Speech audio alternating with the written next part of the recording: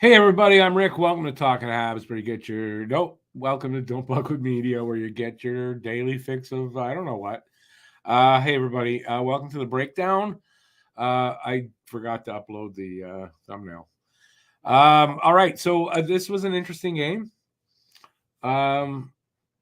Montreal led almost all the way, and then Detroit found their legs, I guess, and they were able to take it to overtime and then win in overtime. So a little disappointing. Lane Hudson made his debut. He got an assist on Habs' first goal, and it was the first goal of the game as well. So that was good. Anyway, so it's 5-4 in overtime. Detroit keeps their hopes alive. If they lost in regulation, their season would have been over. So they keep that going. Montreal helps to spoil Philadelphia's chances. They're still not out of it, but it's a tough go for Philadelphia the rest of the next game or the rest of the way. They only have one game left, as do most teams, I think, or all teams now at this point have only one game left. I think. I don't know what else to say. Monty was really good in this game. I thought Monty was really good. Lane Hudson himself, maybe not. Like, I was really good in this game. For his first game, looked comfortable out there. Didn't really hurt them that much. Maybe a couple mistakes in the game, but that's it. For his first game, I'm happy with it. I didn't expect miracles. I hope nobody did. They weren't going to get miracles, but he seemed comfortable now. Definitely comfortable in the league, and a great first game, I think, for almost anybody, right? Got an assist, looked nice out there, and got his feet wet. All right, that's the best I can come up with. So I've got the stats from the game. We'll go over that, and the 3 stars. And interestingly, not a Hab amongst the 3 stars. So a little bit biased, maybe picking up those 3 stars. We'll see. Let's see who's here. Welcome in, everybody. Thank you for joining me for on this channel. I appreciate it. The Wings needed those points. By the way, Guru, welcome back in. Sorry about that. I needed these points or those points. Montreal made them sweat and work for them. Not overly impressed with letting them come back to win after leading the entire game. Win tomorrow will make it really hurt. I don't know. I have a feeling they're not going to win tomorrow. But we'll see. Montreal remains 5th from last. Luca and Tony will be happy. It's like I said, right? It's not going to change that much. I mean, depends. Listen, if they win tomorrow, maybe they go up to 6th. But at least here, it looks like they're gonna get 5th. That way, if at worst, they can move back to a 7th, depending on how the lottery works out. So unless the team in front of them wins it, if the teams behind them win it, then they move back 1. So we'll see what happens. Who wins the lottery? The 2 picks. We'll see. Other than that, this is looking good. I'm happy with it. They weren't going to get down to 4th. Unless they really just tanked all the way, and they weren't doing that. But they weren't going to get past 5th. It wasn't going to happen. So, yeah, all good. Edmonton has 3 games left. Okay. And they played the last 3 without McDavid, too. Back-to-back situation, but it's for both teams, right? So this doesn't make a difference, really. Because nobody has a particular advantage on that back-to-back. I imagine it'll be Primo tomorrow. I don't see why it wouldn't be Primo. I don't think they're going to there's no more games after this. So, they could start Monty. I don't think so, though.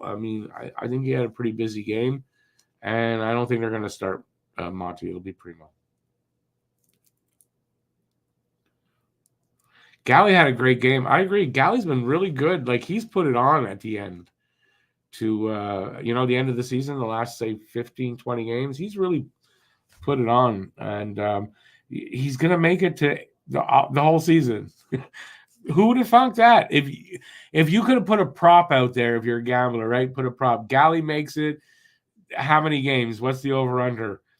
It's not a huge number, and he's going to make it 82 games. I don't know how many he's played. He missed 1 or 2, I think. And the suspension, right? But still, he's healthy all season. Are you kidding me? Would not have thunk that. You got to give that to Galley for, his drive and determination.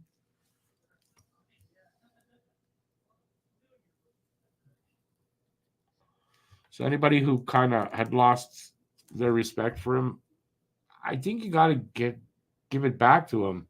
The way he's played. He plays hard, man. Plays hard and takes a beating.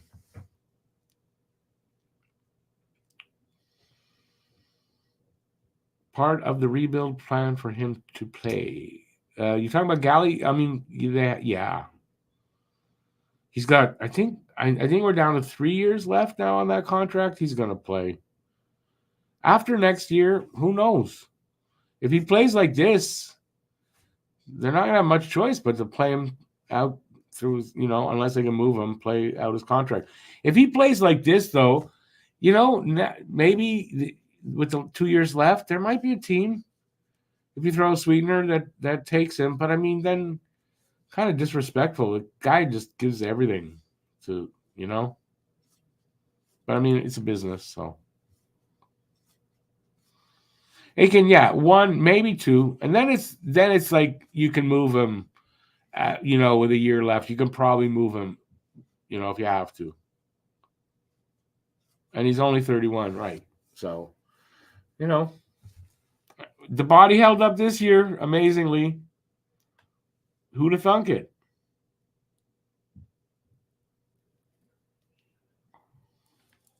He looks very engaged and very on his game. After a couple of years of injuries and not being able to get there, this year he managed it. And it took him a few games.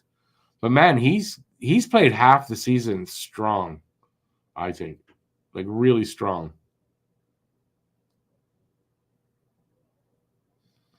Yeah, but Guru, if he dialed it back, he would not be the same player. That's the way he plays. The only way he knows how, and it's the only way he knows how to be effective.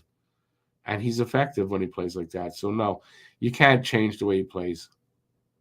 I don't think he's one of those players that can adjust his game as he gets older. I don't think so. So something's got to happen with Anderson. Got to agree. I mean, this was a horrible season for Andy. A horrible season. And, it's going to make him untradeable, though. So he has to do something. Only way you can trade him is if he's a throw-in and you're giving up a lot in that deal in order to move him. But you know what? Probably come back next season with a good season. If not, his career could be over. He bangs the body a lot. Maybe he doesn't have that length of career because of that. I mean, I don't know. I mean, he's only, 28, 29? He's in that range, somewhere there. Or 27? He's not old. But he has to come back next season with a good season. Or else that signing is really a bad one at that point.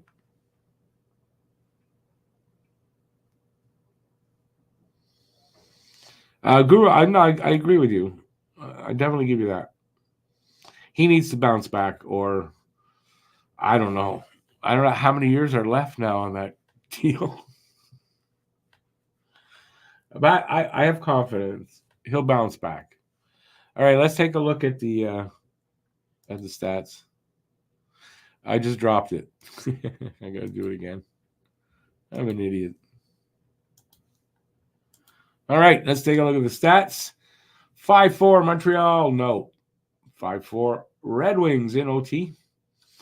First period, Brendan Gallagher, his 14th goal, 4:25 in, from Lane Hudson with his first assist in his first game on like his second or third shift. I think his second one.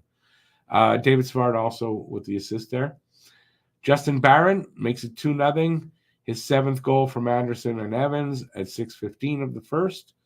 And then JT Compher Gets one back. 18th goal from DeBrincat and Sherratt at 8:11. There'd be no more scoring in the period.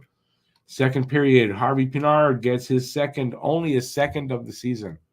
That's crazy considering he had, 14 last year? Lost there. From Evans and Kovacevic at 5:15 of the second. Brendan Gallagher gets his 15th at 15:26 of the second from Evans. Comfer, again, it's like a repeat of the first period. Comfer with his 19th from Perron and Kane at 15:59. And then we'd be, it was 4-2 after 2. Third period, DeBrincat, 10:38 in, makes it 4-3, his 27th from Gosselsbeer and Mata. And then Lucas Raymond, his 30th at 18:43 to tie it up with 1:17 left. David Perron and Gosselsbeer there for the assists. And then in overtime, with like 25 seconds left, Lucas Raymond gets his 31st from Larkin and Gosselsbeer. And that's it. So I guess that's why those guys got the stars. There were a lot of points there at the end. I'm not going there yet. Shots were 35-21 for Detroit. At the dot, Montreal won that 51.9% to 48.1. Face-offs, none. Face-offs. Power plays, none for Montreal. One only for them. They were 0 for 1. 30 hits for Montreal, 25 hits for them. 33 blocked shots for Montreal, 11 for Detroit. 6 giveaways by Detroit, 3 by Montreal, and 5 takeaways for Detroit, and only 4 for Montreal. Season series, it's 2-1 for Detroit. November 9th, 3-2 for Montreal and Detroit. December 2nd, 5-4 for Detroit in Montreal. And 5-4 tonight in Detroit, and we'll be in Montreal tomorrow night to end the season. Let's see. 3 stars. Lucas Raymond, 2 goals, gets the first star. Comfer also gets 2 goals, gets the second star. And Alex DeBrincat with a goal and an assist gets the third star. Just going back over, I wonder, do any Habs have multiple points? Evans had 2. 3. Evans had 3. All assists. That's why he didn't get it.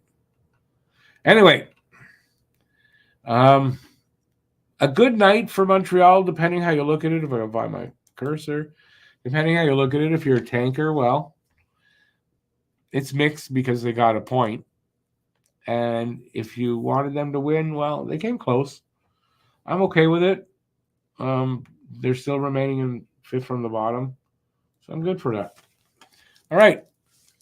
We have we got 17 minutes left in this for tonight. So whatever you guys want to talk about. What did you guys think of the game? What do you think of what I said? Was I an idiot? Maybe I was.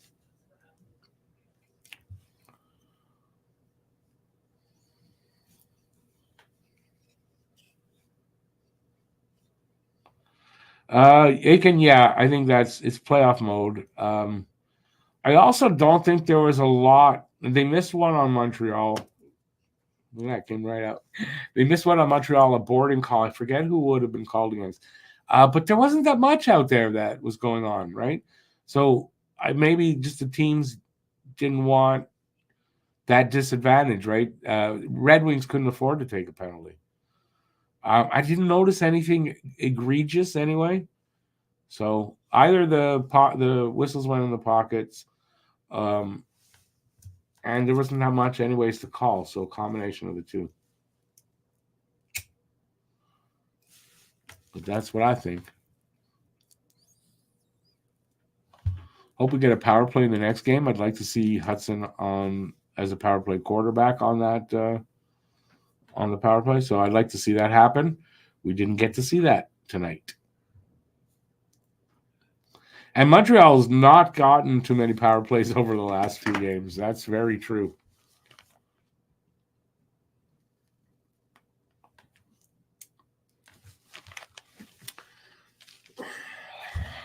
One more day in the season. I guess a good time to talk about what we'll do in the off season, which we don't know. No, we're going to cover some games depending on who gets in. The Flyers still could get in. We might, so if they do, we'll cover a game or 2 or 3 of that, and we're going to cover Boston here on this channel. If Boston somehow is playing the Leafs, then we'll probably split the games. I'll do some on Talking Habs, and as a group, we'll do some here. That's the plan so far for that. There is 3 days off till the playoffs, so I'll probably do a video or 2. I'll try anyway. Playoffs start Saturday. I'm either going to just do Saturday hockey talk or do a game. I don't know. We'll probably do a game Saturday. So we'll see how that works out. That's it. I don't know what else to talk about.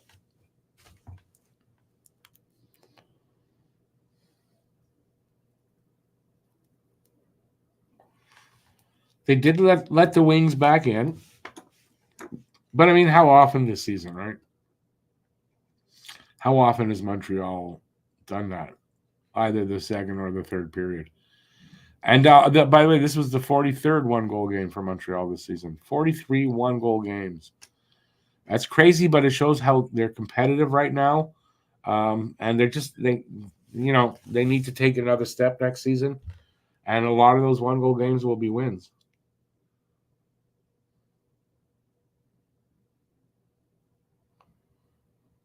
Anyway, I'm looking forward to next season and how they're going to take a step up.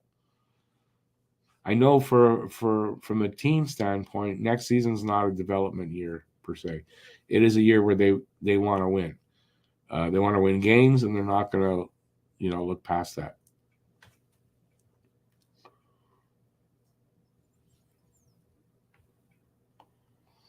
Oh, 13 minutes left. We'll get through this soon because I want to eat supper. I think I got to cook, so I'm not looking forward to that.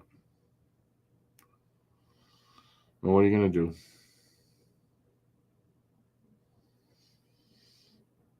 Well, 5 people here. That's cool. Let me see what happened. I don't know. I was talking a lot, so unfortunately, I didn't see as much of the game as always as I would have liked to.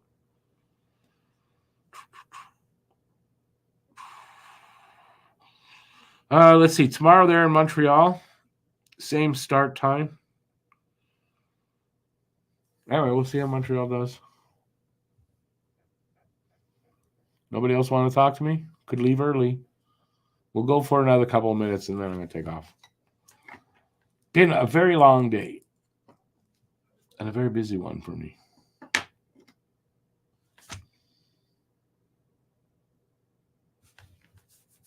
I have a feeling I'm gonna stare at the camera for the last 2 minutes. Less than 2, peoples. Wings are gonna be desperate. Yeah, well, I think that's one of the reasons why Montreal's gonna lose. You saw what happened with them when they needed to push and tie the game. They were able to. I have a feeling they're gonna be able to win the game tomorrow. Which I don't know what that's gonna mean as far as the other implications for them for the playoffs, but they desperately need to win, and even if they win, it doesn't mean that they're going to be making the playoffs. So, but at least it's a game that has meaning tomorrow. Not bad that they're even if it's just as spoilers, but it's a game that has meaning to end the season. That's not so bad.